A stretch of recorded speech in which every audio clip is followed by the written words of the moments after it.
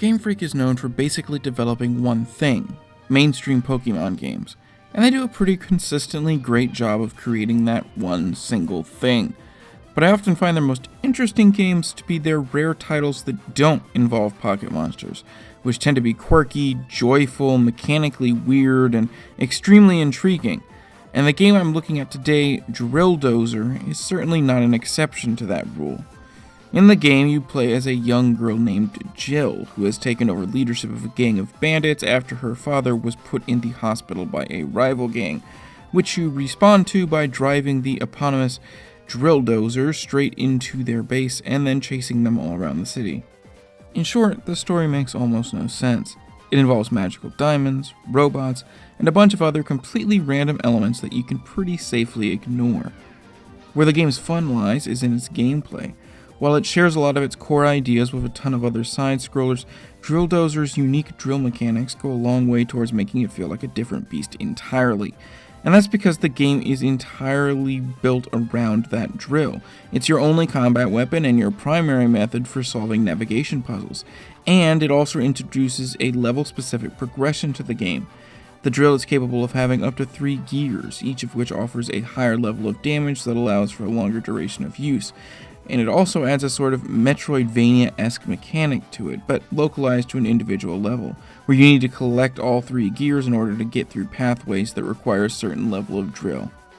But Game Freak sought to add a bit of tactile feedback to the drill in addition to its mechanical intricacy within the game world by adding a rumble, which just kind of feels entirely unnecessary. It drains the GBA's battery like crazy since it doesn't have its own battery to supply power for the rumble effect, and it certainly feels good to have a handheld with vibration, but it felt way more like an unnecessary gimmick than anything else.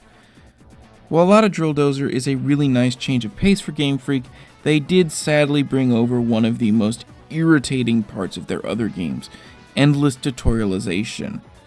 There seems to be an assumption in Nintendo's console exclusives that you need to have your handheld for just about every little tiny thing. Sometimes it's useful, but often the game spends way too long teaching you something that would have been extremely simple to intuit on your own. And it's not even like the game is particularly difficult. It has a really nice difficulty curve that very gradually helps you make your way through the game.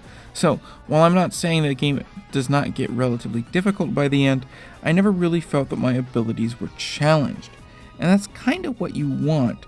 Too many games have some ridiculous spike in difficulty with their final boss or last few levels, some crazy new thing that makes the game exponentially more difficult all of a sudden, and that's just not fun at all. Game Freak has a tendency to make great and extremely unique games when they're let off the Pokemon leash, and Dozer is a fantastic example of that.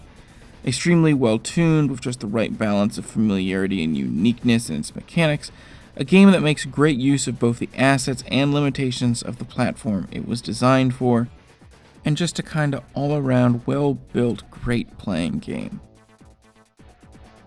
Every Monday I look at a game that came out at least 10 years ago, what I would consider to be retro, and I see if it's still held up today, if it's still worth playing now. If you like that idea, be sure to subscribe so you can see the latest videos. If you like this video in particular, be sure to hit that like button, and thanks for watching.